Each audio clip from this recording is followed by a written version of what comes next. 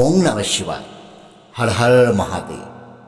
নমস্কার প্রিয় দর্শক বন্ধুরা, আজ 29শে চৈত্র 1432, ইংরাজি 14ই এপ্রিল, সোমবার।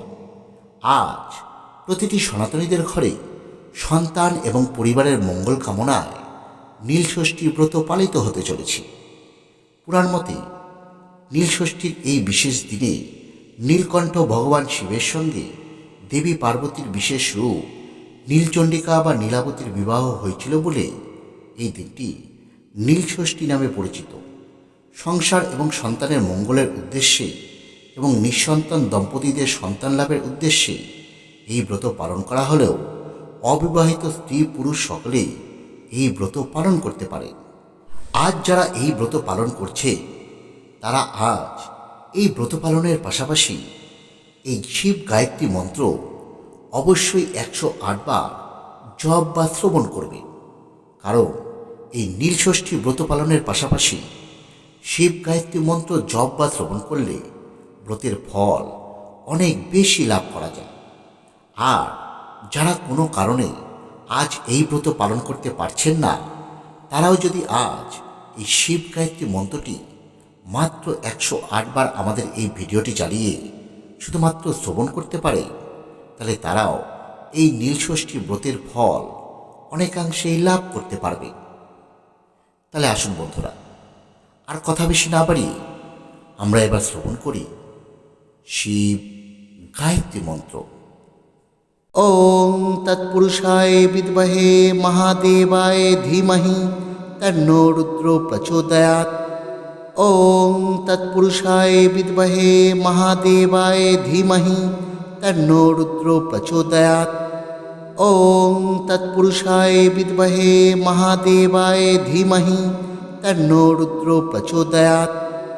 ওং তৎপুরুষায় বিদ্মহে মহাদেবায় ধীমহি তন্নো রুদ্র প্রচোদয়াৎ। ওং তৎপুরুষায় বিদ্মহে মহাদেবায় ধীমহি তন্নো রুদ্র প্রচোদয়াৎ। ওং তৎপুরুষায় বিদ্মহে মহাদেবায় ধীমহি তন্নো রুদ্র প্রচোদয়াৎ। ওং তৎপুরুষায় বিদ্মহে মহাদেবায় ধীমহি তন্নো রুদ্র প্রচোদয়াৎ। ওং তৎপুরুষায় বিদ্মহে মহাদেবায় ধীমহি তন্নো রুদ্র প্রচোদয়াৎ। ওং তৎপুরুষায় বিদ্মহে মহাদেবায় ধীমহি তন্নো রুদ্র প্রচোদয়াৎ। ওং তৎপুরুষায় বিদ্মহে মহাদেবায় ধীমহি তন্নো রুদ্র প্রচোদয়াৎ। ওং তৎপুরুষায় বিদ্মহে মহাদেবায় ধীমহি তন্নো রুদ্র প্রচোদয়াৎ। ওং তৎপুরুষায় বিদ্মহে মহাদেবায় ধীমহি তন্নো রুদ্র প্রচোদয়াৎ। ওং তৎপুরুষায় বিদ্মহে মহাদেবায় ধীমহি তন্নো রুদ্র প্রচোদয়াৎ। ওং তৎপুরুষায় বিদ্মহে মহাদেবায় ধীমহি তন্নো রুদ্র প্রচোদয়াৎ। ওং তৎপুরুষায় বিদ্মহে মহাদেবায় ধীমহি তন্নো রুদ্র প্রচোদয়াৎ। ওং তৎপুরুষায় বিদ্মহে মহাদেবায় ধীমহি তন্নো রুদ্র প্রচোদয়াৎ। ওং তৎপুরুষায় বিদ্মহে মহাদেবায় ধীমহি তন্নো রুদ্র প্রচোদয়াৎ। ওং তৎপুরুষায় বিদ্মহে মহাদেবায় ধীমহি তন্নো রুদ্র প্রচোদয়াৎ। ওং তৎপুরুষায় বিদ্মহে মহাদেবায় ধীমহি তন্নো রুদ্র প্রচোদয়াৎ। ওং তৎপুরুষায় বিদ্মহে মহাদেবায় ধীমহি তন্নো রুদ্র প্রচোদয়াৎ। ওং তৎপুরুষায় বিদ্মহে মহাদেবায় ধীমহি তন্নো রুদ্র প্রচোদয়াৎ। ওং তৎপুরুষায় বিদ্মহে মহাদেবায় ধীমহি তন্নো রুদ্র প্রচোদয়াৎ। ওং তৎপুরুষায় বিদ্মহে মহাদেবায় ধীমহি তন্নো রুদ্র প্রচোদয়াৎ। ওং তৎপুরুষায় বিদ্মহে মহাদেবায় ধীমহি তন্নো রুদ্র প্রচোদয়াৎ।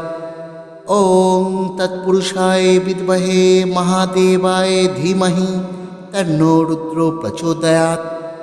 ॐ तत्पुरुषाय विद्महे महादेवाय धीमहि तन्नो रुद्रो प्रचोदयात्। ॐ तत्पुरुषाय विद्महे महादेवाय धीमहि तन्नो रुद्रो प्रचोदयात्। ॐ तत्पुरुषाय विद्महे महादेवाय धीमहि तन्नो रुद्रो प्रचोदयात्। ॐ तत्पुरुषाय विद्महे महादेवाय धीमहि तन्नो रुद्रो प्रचोदयात्। ॐ तत्पुरुषाय विद्महे महादेवाय धीमहि तन्नो रुद्रो प्रचोदयात्। ॐ तत्पुरुषाय विद्महे महादेवाय धीमहि तन्नो रुद्रो प्रचोदयात्। ॐ तत्पुरुषाय विद्महे महादेवाय धीमहि तन्नो रुद्रो प्रचोदयात्। ॐ तत्पुरुषाय विद्महे महादेवाय धीमहि तन्नो रुद्रो प्रचोदयात्। ॐ तत्पुरुषाय विद्महे महादेवाय धीमहि तन्नो रुद्रो प्रचोदयात्। ॐ तत्पुरुषाय विद्महे महादेवाय धीमहि तन्नो रुद्रो प्रचोदयात्। ॐ तत्पुरुषाय विद्महे महादेवाय धीमहि तन्नो रुद्रो प्रचोदयात्। ॐ तत्पुरुषाय विद्महे महादेवाय धीमहि तन्नो रुद्रो प्रचोदयात्। ॐ तत्पुरुषाय विद्महे महादेवाय धीमहि तन्नो रुद्रो प्रचोदयात्। ॐ तत्पुरुषाय विद्महे महादेवाय धीमहि तन्नो रुद्रो प्रचोदयात्। ॐ तत्पुरुषाय विद्महे महादेवाय धीमहि तन्नो रुद्रो प्रचोदयात्। ॐ तत्पुरुषाय विद्महे महादेवाय धीमहि तन्नो रुद्रो प्रचोदयात्। ॐ तत्पुरुषाय विद्महे महादेवाय धीमहि तन्नो रुद्रो प्रचोदयात्। ॐ तत्पुरुषाय विद्महे महादेवाय धीमहि तन्नो रुद्रो प्रचोदयात्। ॐ तत्पुरुषाय विद्महे महादेवाय धीमहि तन्नो रुद्रो प्रचोदयात्। ॐ तत्पुरुषाय विद्महे महादेवाय धीमहि तन्नो रुद्रो प्रचोदयात्। ॐ तत्पुरुषाय विद्महे महादेवाय धीमहि तन्नो रुद्रो प्रचोदयात्। ॐ तत्पुरुषाय विद्महे महादेवाय धीमहि तन्नो रुद्रो प्रचोदयात्। ॐ तत्पुरुषाय विद्महे महादेवाय धीमहि तन्नो रुद्रो प्रचोदयात्। ॐ तत्पुरुषाय विद्महे महादेवाय धीमहि तन्नो रुद्रो प्रचोदयात्। ॐ तत्पुरुषाय विद्महे महादेवाय धीमहि तन्नो रुद्रो प्रचोदयात्। ॐ तत्पुरुषाय विद्महे महादेवाय धीमहि तन्नो रुद्रो प्रचोदयात्। ॐ तत्पुरुषाय विद्महे महादेवाय धीमहि तन्नो रुद्रो प्रचोदयात्। ॐ तत्पुरुषाय विद्महे महादेवाय धीमहि तन्नो रुद्रो प्रचोदयात्। ॐ तत्पुरुषाय विद्महे महादेवाय धीमहि तन्नो रुद्रो प्रचोदयात्। ॐ तत्पुरुषाय विद्महे महादेवाय धीमहि तन्नो रुद्रो प्रचोदयात्।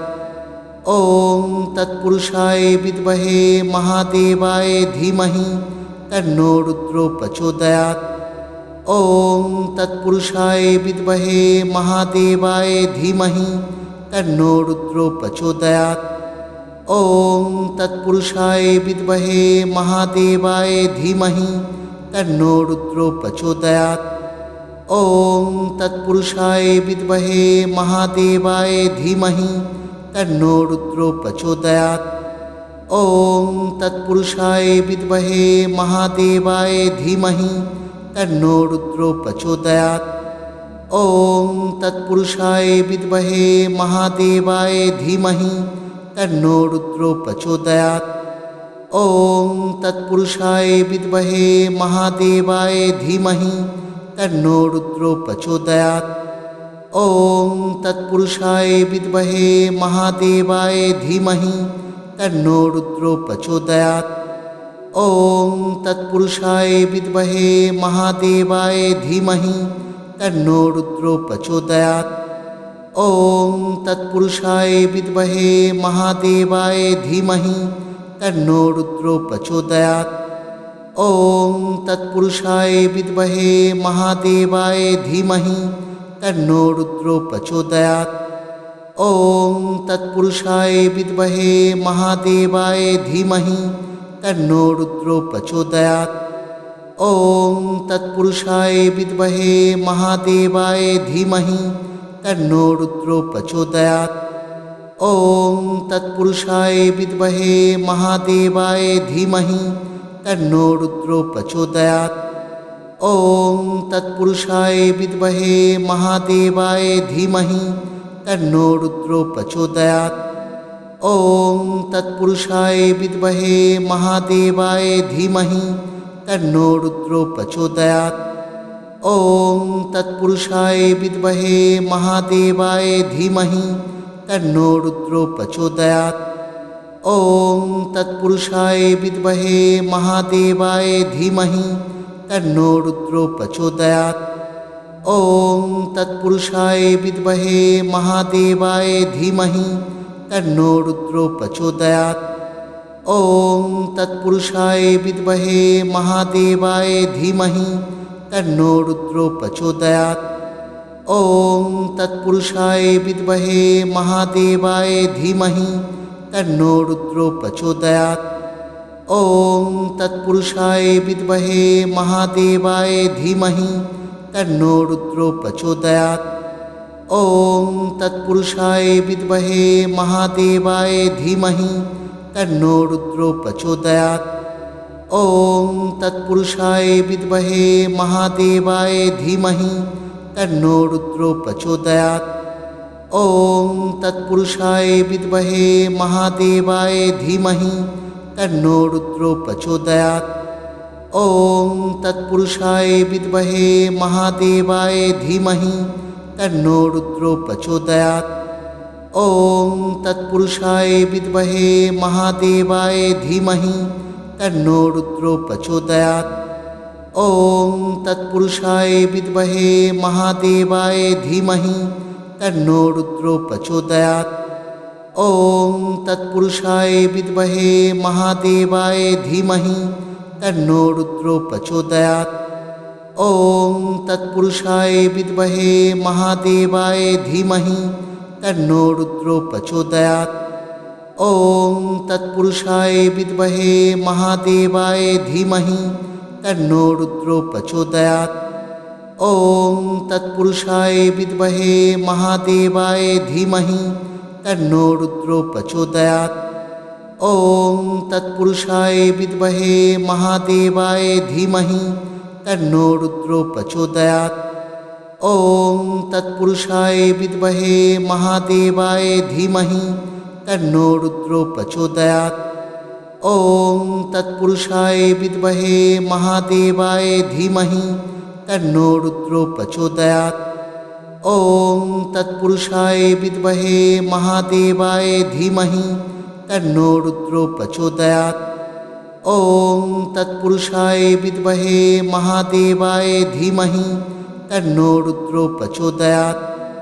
ॐ तत्पुरुषाय विद्महे महादेवाय धीमहि तन्नो रुद्रो प्रचोदयात्।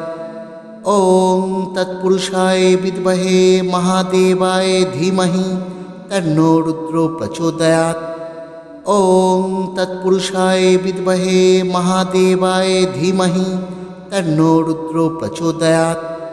ॐ तत्पुरुषाय विद्महे महादेवाय धीमहि तन्नो रुद्रो प्रचोदयात्।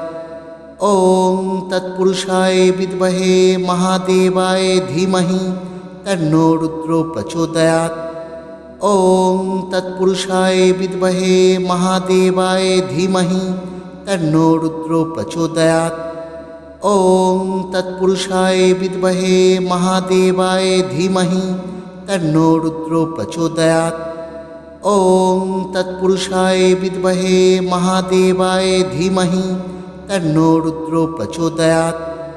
ॐ तत्पुरुषाय विद्महे महादेवाय धीमहि तन्नो रुद्रो प्रचोदयात्।